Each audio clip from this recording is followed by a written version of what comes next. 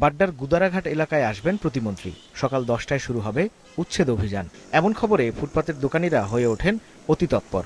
অভিযান শুরুর আগেভাগেই সরিয়ে নিতে থাকেন ভাসমান দোকানের চৌকি আর নানা জিনিসপত্র। ওই সড়ক বিভাজনেই রাখেন দোকানের মালামাল। কেউ সরিয়ে নেন রাস্তার উল্টো পাশে।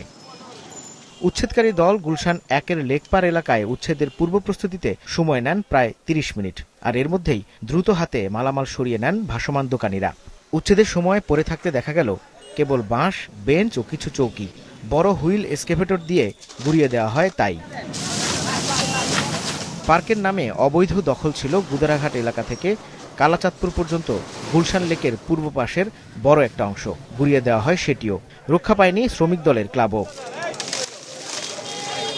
এ নিয়ে পঞ্চমবারের মতো ভাঙা হচ্ছে এসব অবৈধ স্থাপনা, জানান গুলশান সোসাইটির সদস্যরা।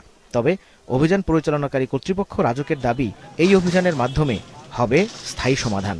শুক্রবার, শনিবার এবং রবিবার আমরা 3 দিন একটানা আমরা এই কর্মসূচিটা পালন করব, মোবাইল কোর্ট অভিযান পরিচালনা করব এবং পাশাপাশি এইটা যেন পুনরায় এই ধরনের দোকানপাট পুনরায় বসতে না পারে। আমরা সমন্বিতভাবে একটা উদ্যোগ গ্রহণ করেছি যে আমরা এই গুলশান লেক এবং আশেপাশের এলাকাগুলো আমরা একটা টেকসই ভাবে এই এলাকাটা আমরা সুন্দর রাখবো।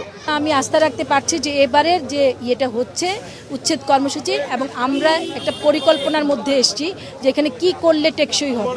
তো সেই জন্য সেখানে আমরা গাছ লাগাবো এবং ওনারা কন্টিনিউয়াস মোবাইল কোর্ট চালাবেন।